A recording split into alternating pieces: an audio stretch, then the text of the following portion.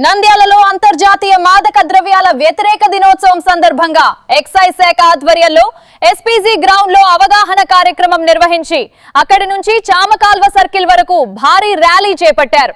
కార్యక్రమంలో పాల్గొన్న జిల్లా ఎక్సైజ్ శాఖ అధికారి రవికుమార్ మాట్లాడుతూ సమాజాన్ని డ్రగ్స్ రహితంగా మార్చడమే లక్ష్యమని, నషాముక్త్ భారత్ ఉద్యమంలో ప్రతి ఒక్కరూ భాగస్వాములు కావాలని పిలుపునిచ్చారు.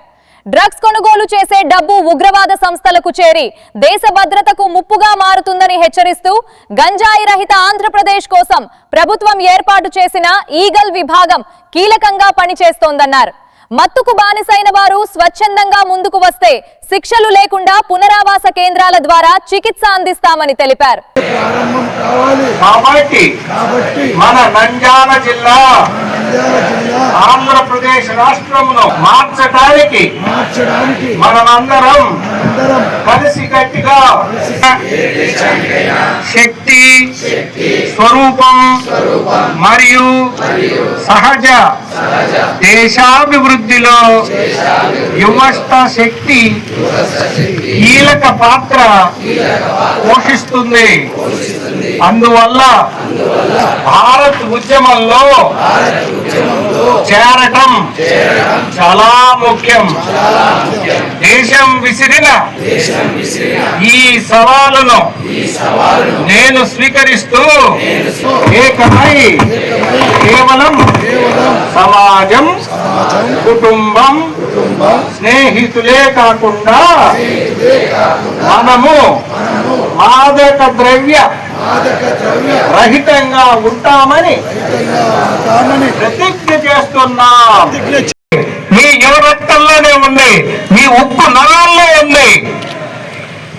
ఈ ఉక్కు నరం, యువ రక్తమే ఈ సమాజాన్ని, ఈ దేశాన్ని మార్చబోయేటటువంటి ఒక యువ శక్తిగా మారాలి. నా పేరు రవికుమార్, నేను ఎక్సైజ్ సూపరింటెండెంట్ నంద్యాల జిల్లా. ఈరోజు మనం anti drug day, international anti drug day జరుపుకోవటం జరుగుతుంది.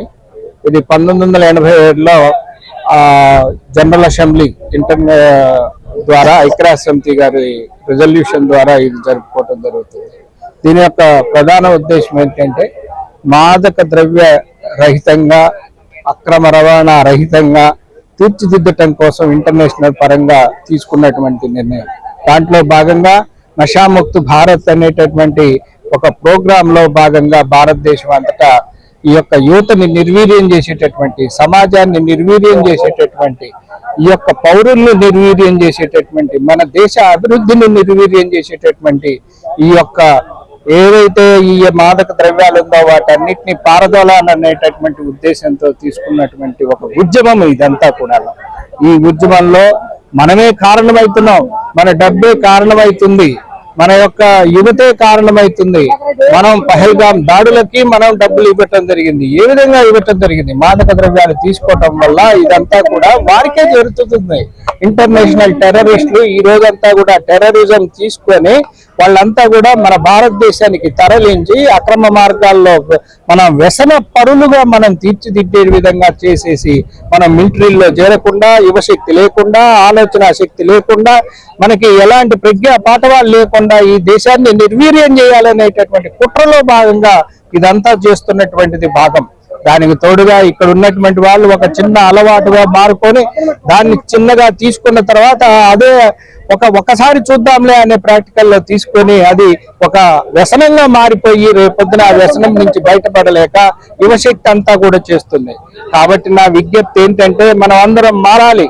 ఈ ఒక్కళ్ళు కాదు, ప్రతి యువత, ప్రతి రక్తం, ప్రతి సమాజంలో ఉన్నటువంటి పౌరుడు అందరూ కూడా దీంట్లో ఒక భాగం కావాలి. ఇది ఏ ఒక్కరి వల్ల జరిగేటటువంటిది కాదు.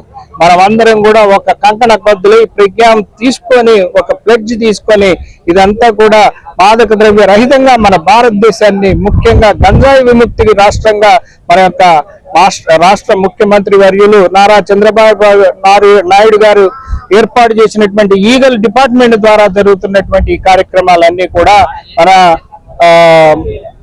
కలెక్టర్ రాజకుమారి గనియా గారి ఆధ్వర్యంలో జరుగుతున్నటువంటి కార్యక్రమాల్లో భాగంగా మనమంతా కూడా మన నంద్యాల యువత అంతా కూడా, నంద్యాల సమాజం అంతా కూడా పాల్గొనాలని చెప్పి ప్రార్థిస్తూ అందరూ మారాలి. మార్పు తీసుకురావాలి. ఈ యొక్క వ్యసన విముక్తులైన వ్యసనాలు ఉన్నటువంటి వాళ్ళంతా కూడా వ్యసన విముక్తి కోసం ఈ యొక్క రిహాబిలిటేషన్ సెంటర్లకు పంపించేసి వాళ్ళకి ఎలాంటి శిక్ష లేకుండా చూస్తూ ఆ వ్యసన విముక్తులు చేస్తామని చెప్పి మీ అందరికీ కూడా తెలియజేస్తూ ముగిస్తున్నాను. నమస్కారం. VVD న్యూస్ టీవీని తక్షణమే సబ్స్క్రైబ్ చేసుకోండి.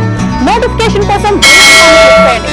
మరిన్ని అప్డేట్స్ కోసం ప్రతి ఒక్క కుటుంబానికి ఉచిత ప్రకటనలు వచ్చే విధంగా మీకోసం మీ ముందుకు VVD న్యూస్ టీవీని AP5 నందు 99వ ఛానల్ మరియు యూట్యూబ్ నందు వీక్షించెదరు.